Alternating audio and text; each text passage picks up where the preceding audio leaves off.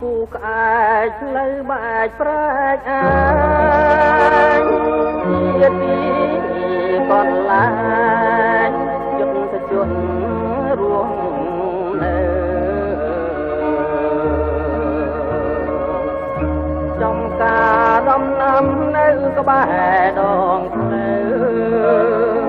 រៀងរាល់រដូវឡាសាភោផង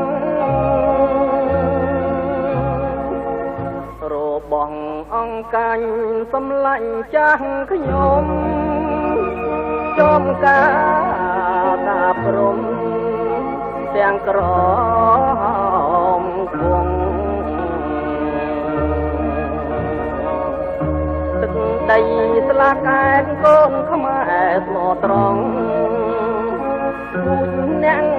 លះបងការពារទឹកដីអមិត្តជាងដែរយើងបែកគ្នាយូរខ្ញុំទៅតស៊ូសាងកម្ពុជាថ្មី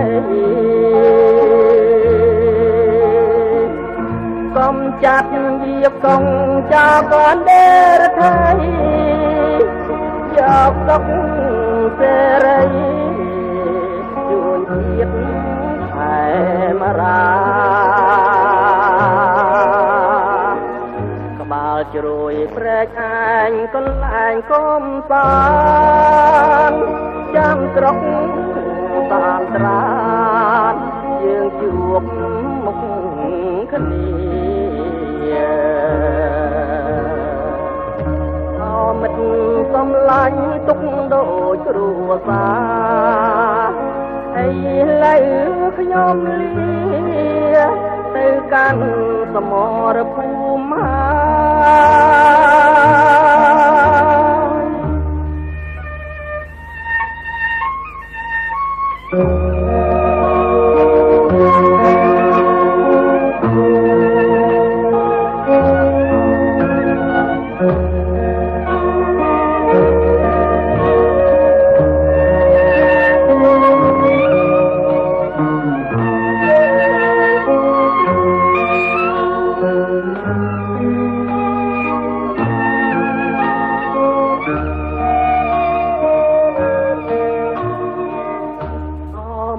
ជាងដែរយើងបែកគ្នាយូរ